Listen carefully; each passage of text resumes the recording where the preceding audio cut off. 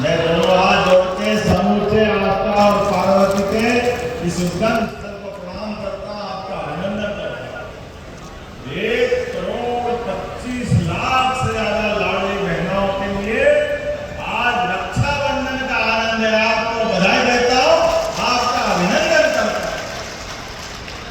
और जब मैं पुष्प वर्षा कर रहा था तो केवल लाडली बहना नहीं है, यहाँ त्रिवेणी संगम है, सांदीपनि का भव्य विद्यालय और बड़ी संख्या में यहाँ के विद्यार्थी भी। आपको भी बधाई देता हूं, आपका भी अभिनंदन करता हूं। बच्चे पढ़े लिखे आगे बढ़े, ये हमारे लिए भविष्य के लिए देश और प्रदेश के लिए आवश्यक है। इस मंच पर विराजमान हमारे माननीय राजस्व मंत्री करण सिंह वर्मा, जोरदार अभिनंदन। करण सिंह जी का भी कृष्णा दौड़ दी, जोरदार अभिनंदन कृष्णा दौड़ जी का भी। माननीय महेंद्र सिंह जी, देखो न्यायालय का काम छोड़ करके जनता की सेवा करने आए हैं, ये है भारतीय जनता पार्टी। पूर्व न्यायाधीश महेंद्र सिंह जी के लिए भी जोरदार ताली बजा के अभिनंदन करें। और आप तो भारतीय स्वामी, कहाँ न्यायाधीश, कहाँ इंजीनियर, सारे लोग सेवा करने आए। जोरदार ताली गोपाल इंजीनियर के लिए। अपनी सबकी राय विधायक सुरेश राय, जोरदार अभिनंदन सुरेश राय जी के लिए। सुरेश राय जी, इस अवसर पर हम नरेश मेवाड़ जी, आपका भी स्वागत अभिनंदन। यहाँ के अध्यक्ष जिला पंचायत की श्रीमती रचना सुरेन सिंह जी, आपका भी स्वागत अभिनंदन। वीरेंद्र जी, वीरानी जी का भी जोरदार अभिनंदन। और लाडली बहना की प्रदेश रेलवे हमारी नगर पालिका सुजालपुर की बहन परमार बहन जी का भी स्वागत। नाम बोलूंगा बड़ी अनुमति नहीं दे रही, इसलिए सबका हाथ जोड़ करके आप ताली बजा करके पूरे मंच का अपना श्रेय का भी अभिनंदन करें। आज यहाँ सीहोर जिले में एक नया इतिहास लिखा जा रहा है, एक नए प्रकार का समय प्रारंभ हो रहा है। बाबा साहब अम्बेडकर की जयंती के 2 दिवस पूर्व हम सब बाबा साहब को भी स्मरण करें, उनका भी आज के अवसर पर इस देश के लोकतंत्र के साथ सामाजिक समरसता को लेकर के बाबा साहब अम्बेडकर ने बहनों की शिक्षा को भी अत्यधिक महत्व दिया। संविधान तो दिया ही दिया, लेकिन बहनों के लिए भी काम किया। जोरदार अभिनंदन डॉक्टर भीमराव अम्बेडकर की जयंती के अवसर पर। जब मैं आपसे बात कर रहा हूं तो बहुत सारे प्रकार से ये महीना बैसाख मास कई कारण से पवित्र महीना है, और इस पवित्र महीने में दान धर्म के साथ साथ सनातन धर्म की संस्कृति को लेकर के हमारे लिए और भारत अच्छा लेके आए प्रधानमंत्री जी। जोरदार अभिनंदन यशस्वी प्रधानमंत्री नरेंद्र मोदी जी के लिए भी करें, जिनके कारण से बैसाख मास विक्रम संवत 2083 ये अमर होने वाला है। आजादी के बाद जो अभी तक नहीं हुआ वो बड़ा काम इसी महीने होने वाला है। हमारी बहनों के लिए जोरदार अभिनंदन करें। नारी सशक्तिकरण के इतिहास में लोकसभा विधानसभा के माध्यम से 33% का आरक्षण बहनों को मिलने वाला है। आपको बधाई देता हूं, आपका अभिनंदन करना चाहता हूं। विधायक मंत्री जो बड़ी से बड़ी जवाबदारी होगी, अब बहनों के घर चल के आएगी। सच में हमारा तो जीवन धन्य हो गया, बहनों के लिए सेवा करते करते। एक साथ आज तो हमने लगभग 200 करोड़ से ज्यादा के लोकार्पण भूमि पूजन, छोटी मोटी बातें हैं। रेल में नोट जमाओ तो पूरी ट्रेन भर जाए। जोरदार ताली बजाओ। 200 करोड़ के इतने बड़े संख्या के निर्माण कार्य लोकार्पण हुए, और ये कांग्रेसी इनकी छाती पे सांप रोट दिया। जब देखो तब जब जुबान खोले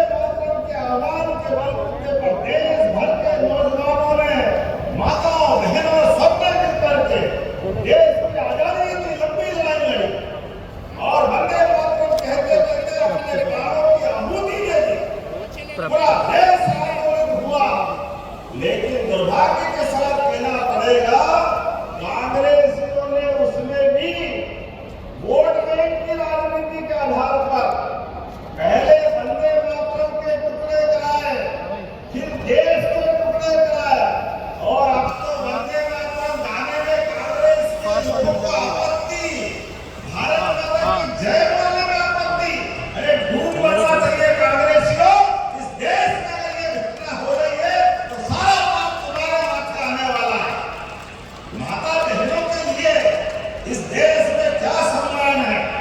भारत माता की जय करते करते तो हजारों हजार साल से ये सांस्कृतिक भारत की अपनी पहचान दुनिया भर में विशेष सम्मान के कारण जानी जाती है।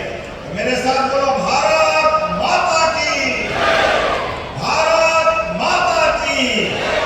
इतना अच्छा लगता आपकी आवाज, गगनचुंबी आवाज। लेकिन ये कांग्रेस के लोगों ने भारत माता के साथ भारत माता की जय बोलने में भी इनके चुने हुए जनप्रतिनिधि इंदौर में आपत्ति करते हैं और उस कांग्रेस के अध्यक्ष प्रदेश के प्रेस कॉन्फ्रेंस बुलाता है और कहते थे इसमें क्या बात है, कोई बोले तो बोले, नहीं बोले तो नहीं बोले। अरे भाई तुम कौन सी बात कर रहे हो? इस देश का खाते हो तो वंदे मातरम तो कहना पड़ेगा। ये वंदे मातरम का सवाल नहीं है।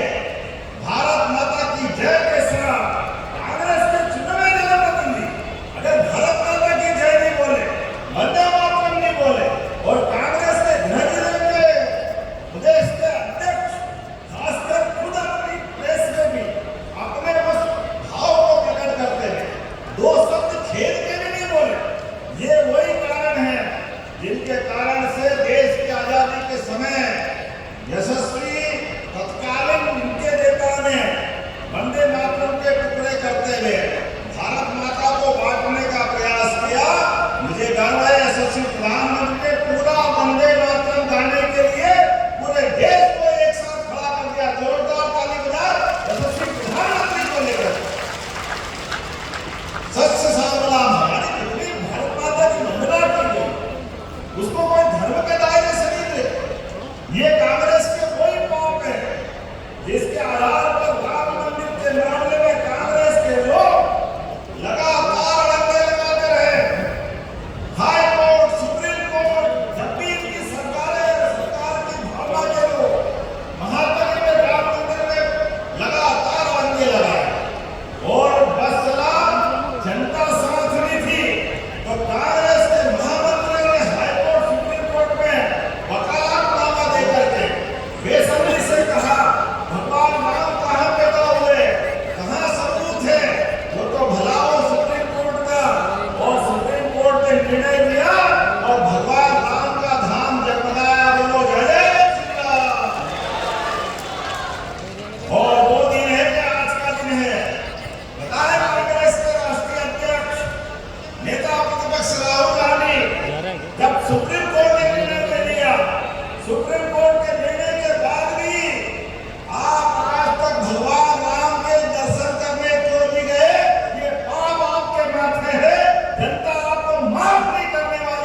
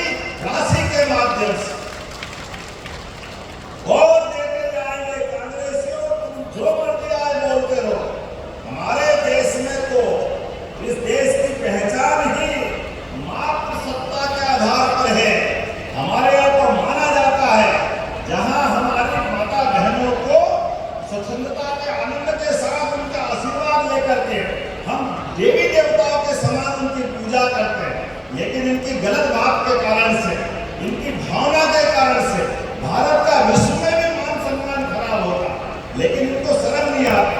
लेकिन कितना अच्छा लगता है, रक्षाबंधन तो साल में एक बार आता है, भाई दूज तो एक बार आता है, और आपके भाई और आप बहनों का आशीर्वाद हमें हर महीने मिलता है, कितना आनंद आता है।